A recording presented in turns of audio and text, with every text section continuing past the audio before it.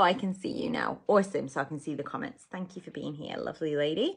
So that whole putting yourself out there, whether it is you deciding to speak in front of a group of people, pressing go on a video, on a live, on record, maybe it's some kind of presentation you've got to deliver at work, whatever that looks like. It might even be just a really important conversation that you have been putting off with someone you care about. There can be so much emotion that comes up. Hey Maddie, that really puts our mind into overdrive, and the fear mode kicks in, and maybe even the fight or flight mode kicks in around us second guessing and assuming what others are thinking about us, or what that's going to bring up for them and how we're going to be received. And I know for myself, like even now, I still have to have these pep talks with myself. Like, even though I've been speaking and standing on stage, performing, whatever, there are still always times and moments that I have to tune in and have a little talk to myself. However, two things that I've come to learn about those nerves, when we feel the nerves, and when we feel we're about to show up or step up, and we feel that kind of pang in our solar plexus and our belly. One is that I see those nerves as really quite powerful, and I allow them to become somewhat excitement and adrenaline. But also, I have learned to tune in to whether they are nerves in a powerful, positive way that I can really allow myself to kind of feel motivated by, and, a little bit shaky, but like ready to go for it. And I know that the nerves are there because I'm passionate about what it is I'm about to do, or maybe passionate about what it is that I'm about to share or talk about. But on the flip side of that, the other thing we can do is tune into whether those nerves are there because of a preconceived idea or prejudgment that we've put on ourselves and what we're about to do. And is that there because we have parts of us that we're about to share that we actually don't believe still are good enough? And so we feel, I guess, naked in a sense. We feel exposed, but in like such a vulnerable way, because we don't believe in those parts of ourselves. And so that can really create nerves that can almost debilitate us and stop us from stepping into our light and really shining bright and actually sharing ourselves fully, because we've still got like these reservations and we're still hiding parts of us because we're not willing to expose them. We're not willing to step up. We're not willing to say, yeah, this is me, like it or lump it. And so I want to bring your awareness to the fact that you were born awesome. You were born exactly as you were supposed to be. And a reminder that any fears that we have that don't fall under the category of loud noises or the fear of falling, those other fears, everything else, especially when it comes to the fear of what other people think of us, or the fear of maybe messing up our words, or the fear of falling, or failing, not falling, because the fear of falling is something we're born with. Any of those others and those perceptions that we have, those limitations, they are all learnt behavior. And so the way I encourage you to step into the practice of overcoming this is to start to reveal those parts of you, those quirky parts, the parts that you dampen down through fear that you might trigger something in someone, or you may not be received in the right way because you don't maybe agree with everything that everyone else does, or you do things a little bit differently. They are what make you you. They are your most important parts. Like, I've said it many times before, like there's only one you and that is your superpower. In fact, I wrote it on a post last night. Like there is no one who is exactly the same as you. There's no one who thinks and feels the same as you. There's no one who's experienced life in the same way as you. And that's awesome because that sets you apart from every single other human on this planet, like over 7 billion humans, and there's not one that is like you.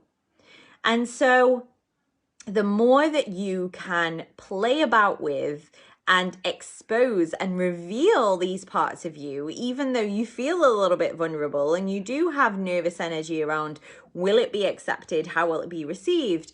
Practice exposing that part of you in a safe space, whether it is in this group or with loved ones or just in a place that you feel that you can become and be a little bit more vulnerable. And the more that you do that and the more that you allow yourself to shine and to be vulnerable and the more that you allow yourself to reveal these parts of you, the more that you'll realize that they are just you. That is you, and that is you shining bright, and that is you stepping into who you're here to be. It's exactly who you're here to be. And so we only ever dim our light and hide because of fears of the way that we're going to be received. And I spoke on my stories earlier today as a reminder to everyone who is watching that if someone is triggered or saying, spitting nonsense about you and the journey you're on, or the way that you're showing up, or the things that you're doing, or the things that you're saying, if they are saying anything that is negative towards you, or you are feeling their energy and it's not a good one, that is simply because of the place they are at right now. That is a reflection of where they are. It has nothing to do with you, to the point that it's actually none of your business. Other people's opinions of you are nothing to do with you, and they're none of your business, because you will always be received from a perspective of where they're at right now. I cannot view, listen to, watch anything through the same eyes as any one of you watching, because we have all experienced life through different eyes. We have all experienced things in different ways. We all have different belief systems. We all have different perceptions. And therefore, we are only going to see and view and receive information from the place we're at right now and from the eyes that we have that have experienced things for ourselves, not through anyone else's eyes. And so if someone is receiving you and it's not for them, then awesome, because they are not your people.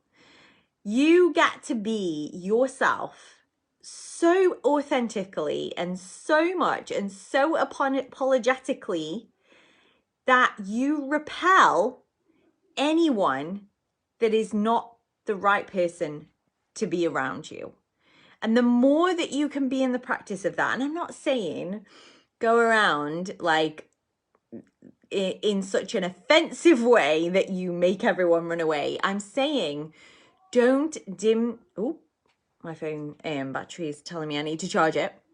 I am saying do not dim your light and do not hide and do not take a step down and do not play small for anyone, or for the fear that you are going to be thought of any less than, because that is you hiding who you are, and you're not being true to yourself, and you're not showing up as yourself. Excuse me. You can create that new perception.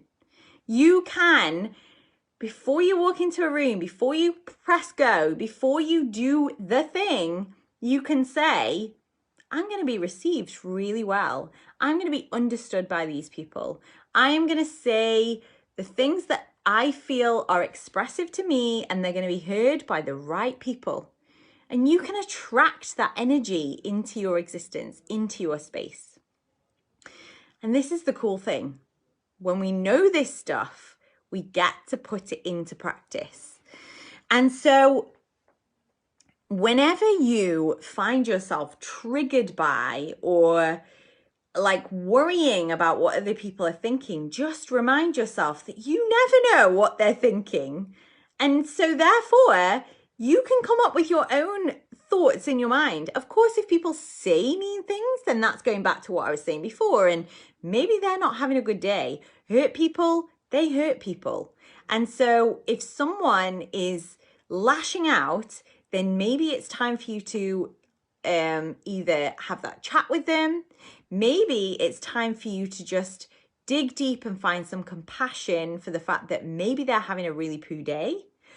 Or maybe it's time to really realize that if this is a reoccurring thing, maybe they're not your people. And maybe it's time to bless them and set them free and maybe just give less of your time and energy to them. Maybe it's just time to walk away from that part of your life or that friendship or relationship. Maybe you've outgrown that. And sadly, when we do begin to grow, we do evolve from certain relationships and friendships. You know, like for us to think that us being on this journey and us growing and evolving, for us to think that we are not going to trigger at least one person in our life is a bit silly of us, really, because of course we're going to, because it literally makes them reflect on where they're at. When they witness you moving, you're going like this, and they're here, they've got two choices. They either are motivated and inspired to join you, or they do all that they can, maybe not even intentionally, to do this and bring you back down. And that's where you go, I'm on this journey, I'm moving forward. Either come with me or there's going to be a gap and you've got to deal with that. It's not for you to deal with. What they think of you and their thoughts and opinions, they are none of your business. And I know it can be triggering and upsetting sometimes. And that's where making sure that we're doing this kind of work and we're doing things to build our own self-esteem and fill our own cup, so that when we are lashed at or when opinions do come up, we've already built up some kind of resilience to go, okay, that did hurt. So now let's have a quick reflection on whether this is the right person for me. Maybe they're having a bad day. It just allows us to come from a place of we're more responsive, less reactive. Anyway, I've gone a bit off on a tangent. The other thing that that I just wanted to touch on in terms of the fear of being seen, and to encourage you to think about when it comes to, you know, like actually stepping into that space where you can share you, is that when you do that, you literally give permission to every single person who is witnessing, watching, viewing you in this moment. You give them permission to do it too. When you say, this is my authentic self, this is who I am, this is how I'm going to show up, in whatever capacity you're doing that, you are saying, this is me, I accept me, and I'm sharing me. You get to do that too.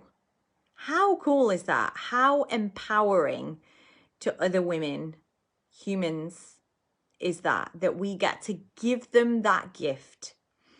And by not doing so, by playing sports small, by staying small, by hiding, by dimming your light, just because you're a little bit unsure of what other people might say or think, we're literally doing ourselves and those that would be watching a disservice, because we're taking that magic away from both ourselves and them. We're not allowing them to witness us in our magic, in our glory, and we're not allowing them to have this permission, this kind of I don't know, this whole pass to say, okay, I did my shining, you get to do that too.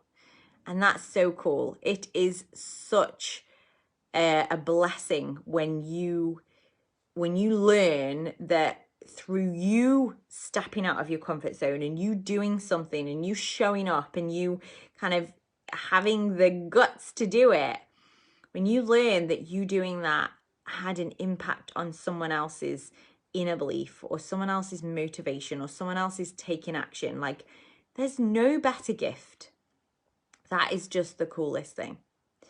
So yeah, like you all get to shine so bright that you literally blind the people, and those that can't do with your light because they're so triggered by it, you blind them so much that they move away and they make room for you to come through. That's how bright you get to shine.